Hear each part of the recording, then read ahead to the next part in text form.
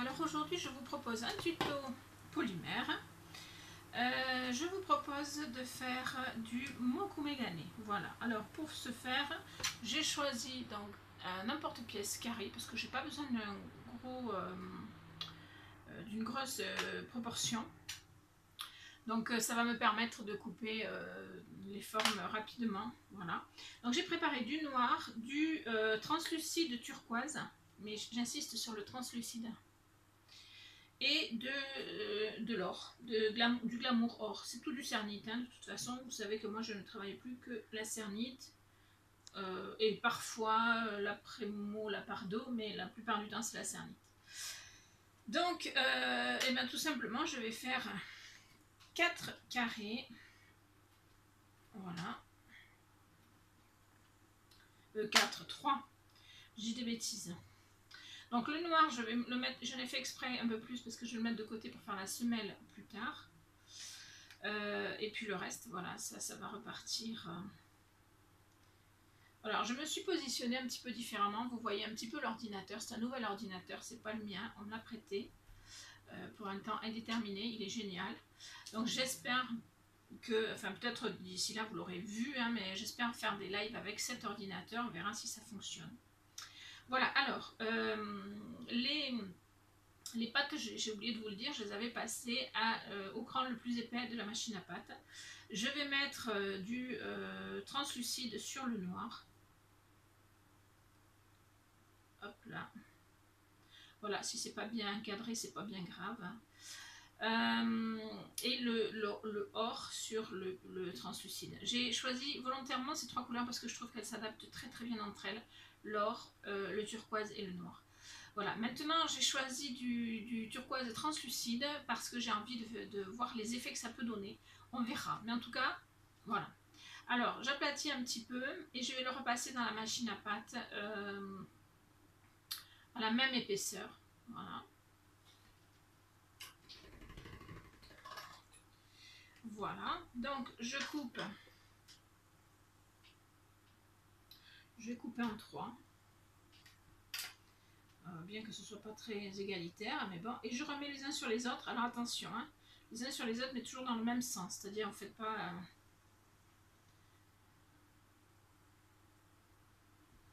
voilà. Et alors j'ai envie de recouper comme ceci. Alors vraiment ça va pas faire une grosse quantité, hein, mais ce n'est pas grave du tout. Voilà, voyez ce que ça donne.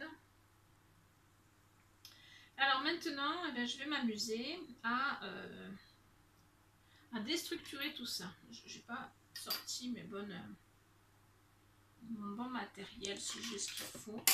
J'ai ça, et je vais trouver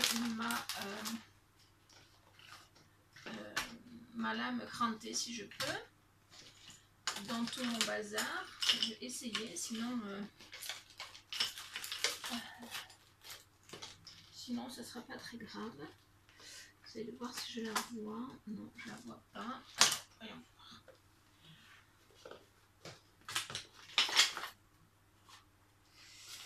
Désolée, j'avais pas prévu. Voilà, ça y est, je l'ai trouvé. Ça, c'est ma boîte à trésors. Alors, donc, on va déstructurer tout ça, tout simplement. Donc, on peut faire comme ceci.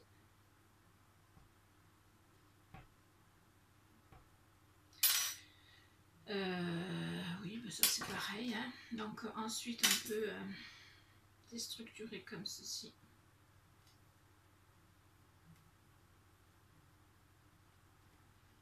Voilà. Et on peut aussi déstructurer comme ceci.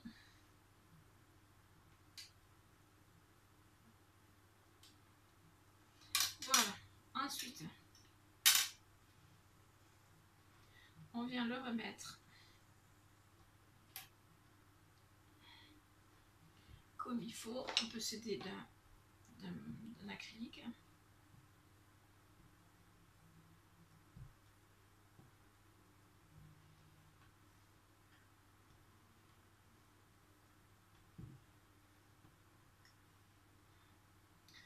Voilà.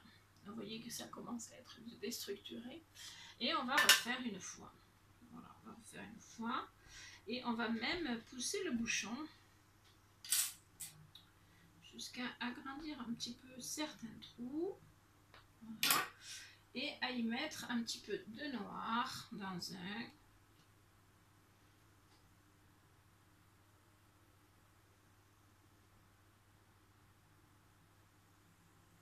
Voilà. Un petit peu de bleu.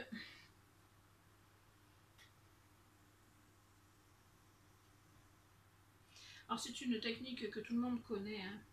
Mais moi je l'ai testé un peu avec du translucide pour voir un petit peu justement les effets qu'il peut y avoir.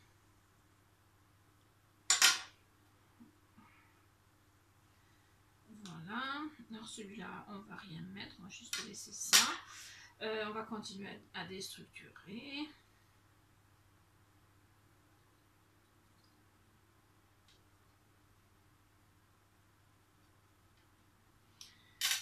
Voilà, et avec un petit peu de nouveau.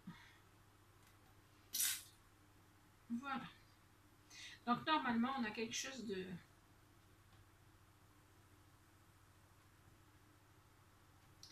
bien déstructuré. Et avec les couleurs que j'ai choisies, je pense que ça va être top.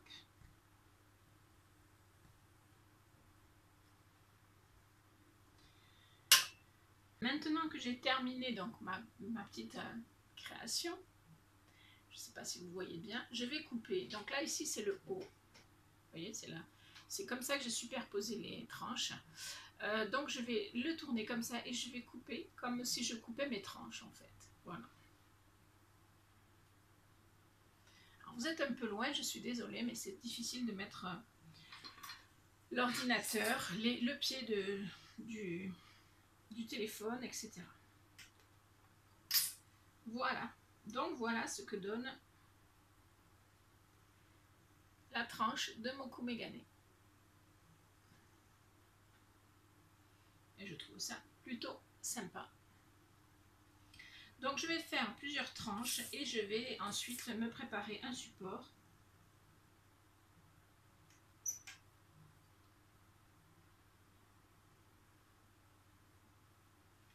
Voilà, je vais le tourner comme ça pour un.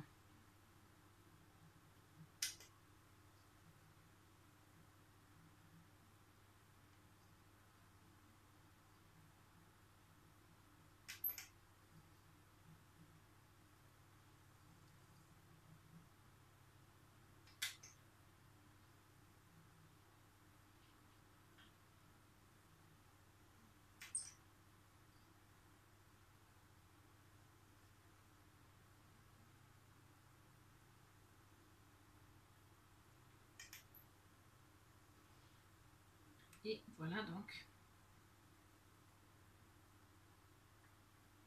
la totalité de ma petite tranche.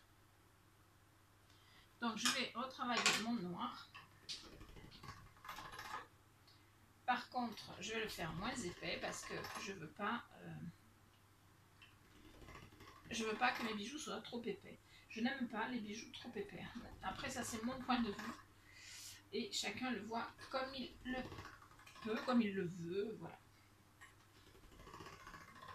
Donc je l'ai préparé à la même taille et je vais faire 2 tailles en dessous pour, voilà, l'affiner.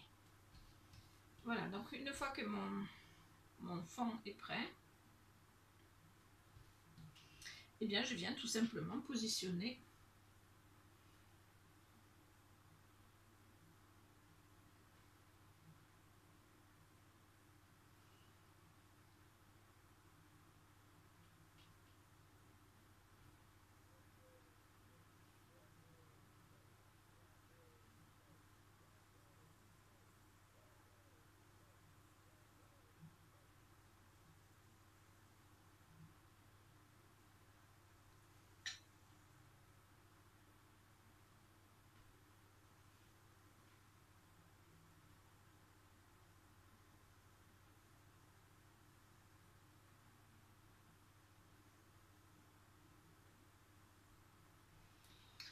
Voilà. Celui-là, je vais le couper en deux.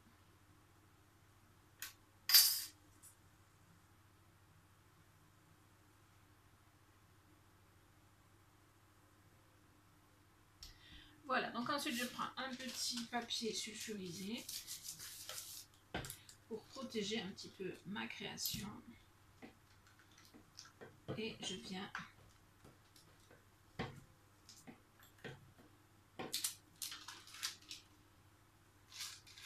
aplatir.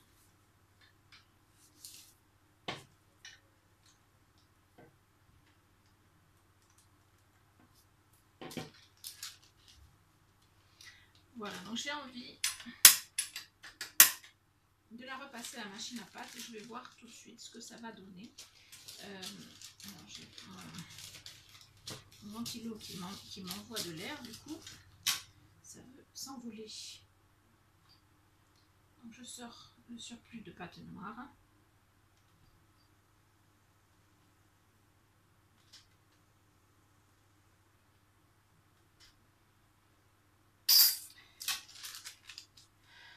Je viens donc coller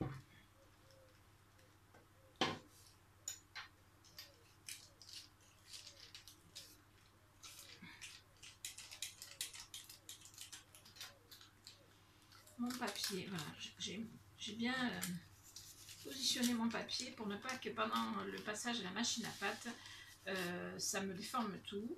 Ça va bien sûr l'écarter un petit peu, hein, on est d'accord, mais ça va le protéger un petit peu.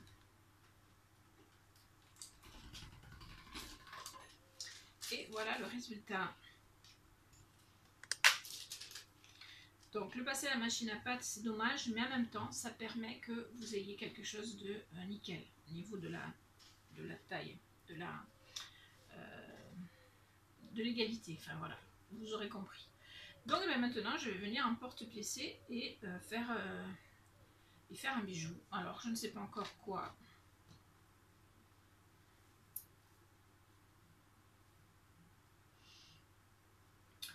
J'ai peut-être envie de faire un mélange.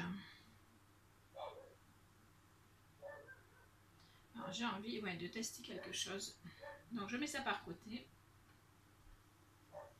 Là,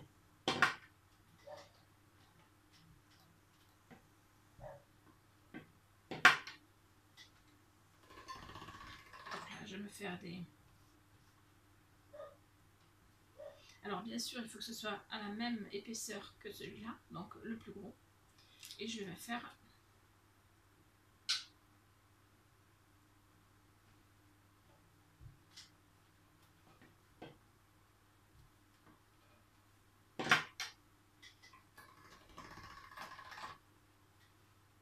Voilà.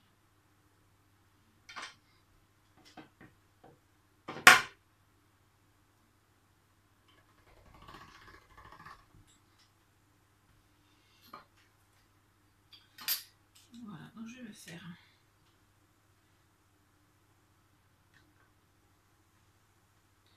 trois lanières pour dire de faire un... Voilà, de faire une petite séparation.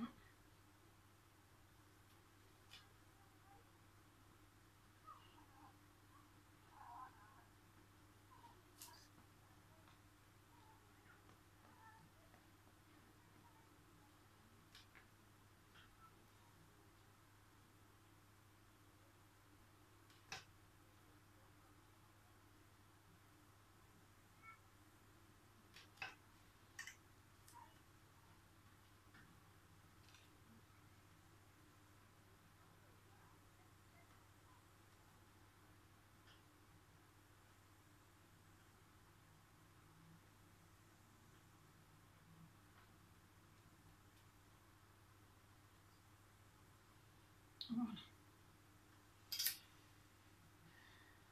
Donc pour l'arrière, j'ai envie de faire un mélange des trois couleurs et de faire quelque chose d'un peu aléatoire mais qui soit sympa aussi.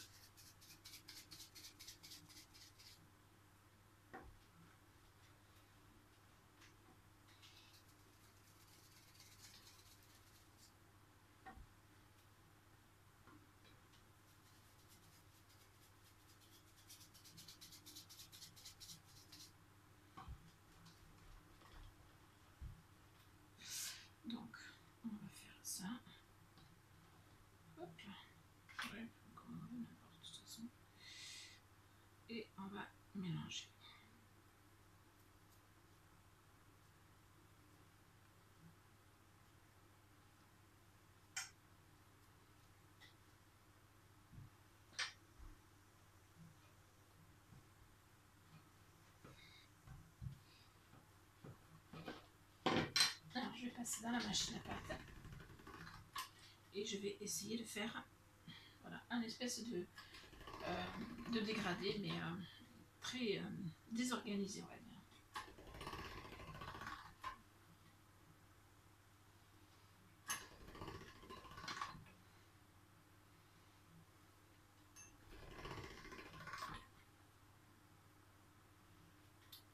J'aime bien, j'hésite à repasser une fois.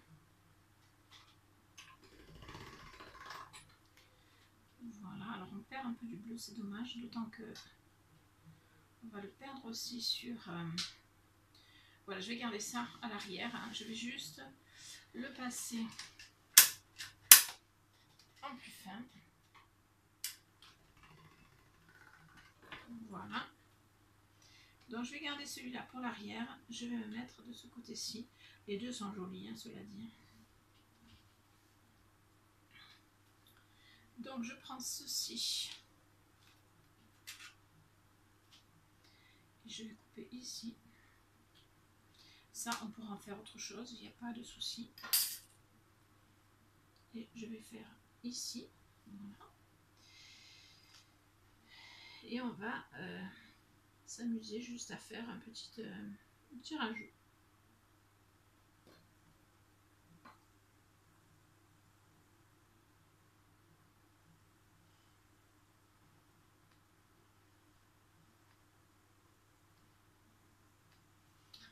Voilà.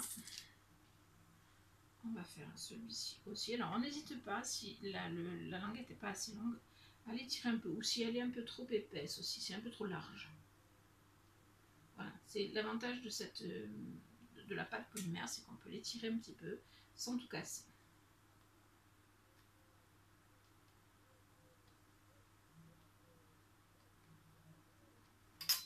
Voilà, et alors la dernière, que j'étire un petit peu parce qu'elle est trop large.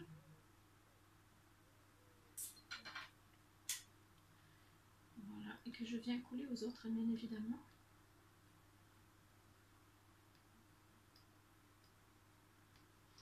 Et voilà, donc j'ai un petit peu travaillé tout ça.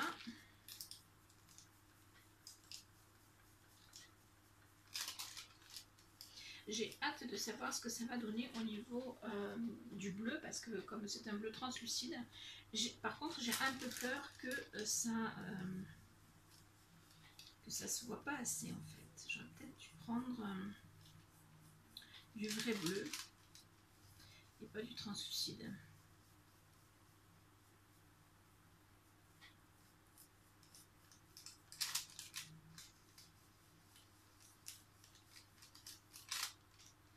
Donc voilà.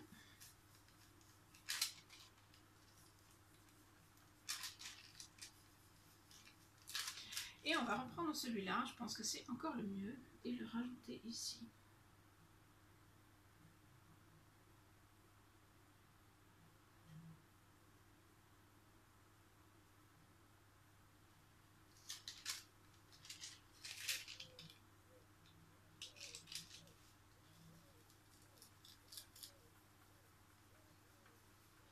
Voilà, et avec le doigt, on fait... comment dirais-je? On fait... on mêle les pâtes entre elles. Voilà, ça permet de les coller entre elles, enfin de les faire... enfin, le mot m'échappe, mais voilà, de les faire homogénéiser, je sais pas comment on dit.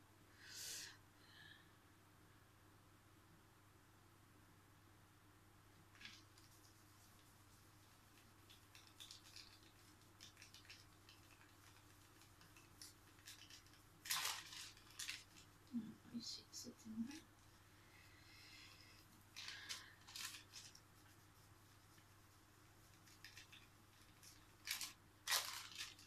Voilà, en gros, ça va.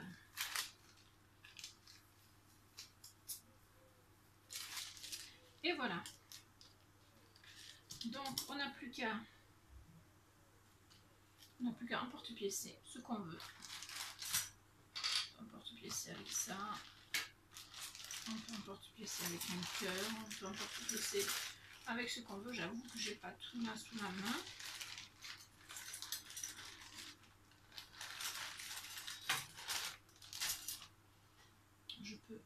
piécer. Alors, je vais voir déjà celui-là.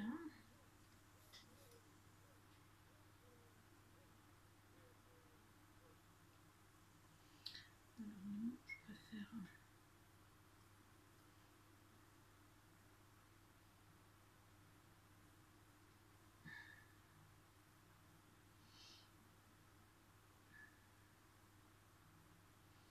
Je peux le faire comme ça et je peux faire...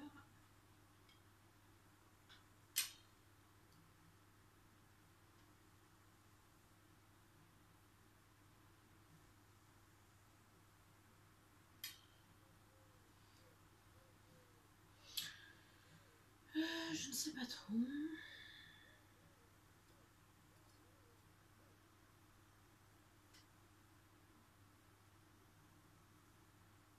Je ne vais pas faire le cœur parce que le cœur ça me dérange. Donc, vu que j'ai rien sous la main et que j'ai pas envie d'aller le chercher, je vais faire 2 fois celui-là, une fois avec la séparation et une fois sans. Si je peux, si j'ai assez de place. Voilà, et normalement, voilà, je peux le faire 2 fois.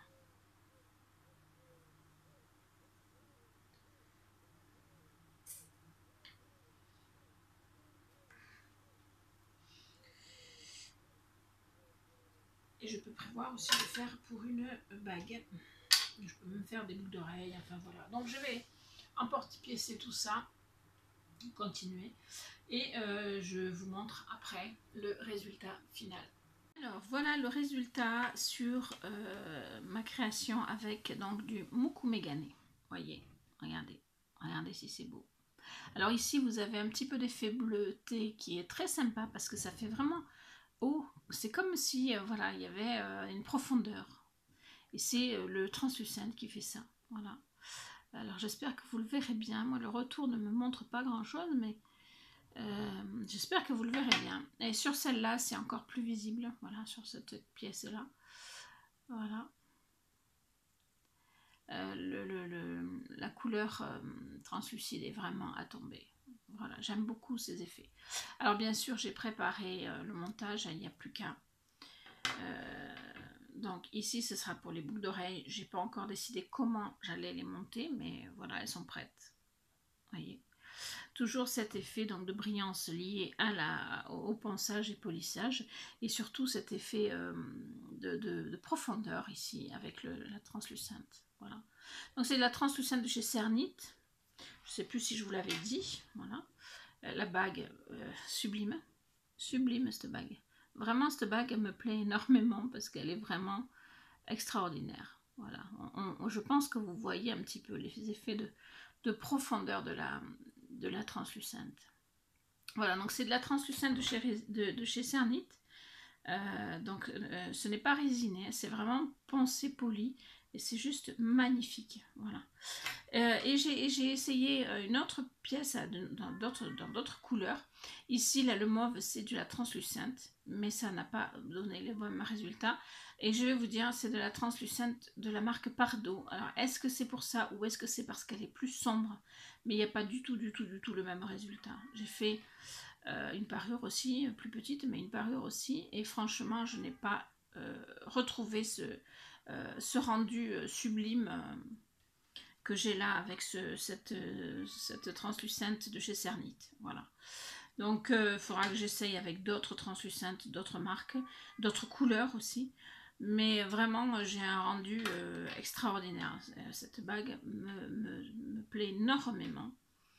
Voilà, je l'aime beaucoup. Je la trouve vraiment trop belle. Voilà. Voilà, donc je vous ai montré le résultat avec un Mokumegane. Il suffit de trouver des petites astuces de montage. Il vous faut rajouter des couleurs, il faut rajouter de la translucente. Voilà, il faut tester des choses. Hein. Et on voit comme ça le résultat qui est magnifique. Voilà. J'espère que cette vidéo tuto vous aura plu. J'espère que les polyméristes qui sont sur ma chaîne sont contents de me retrouver un petit peu en polymère. Dites-moi tout ça en commentaire. Je vous fais des bisous et je vous dis à très vite pour de nouvelles vidéos. Ciao, ciao!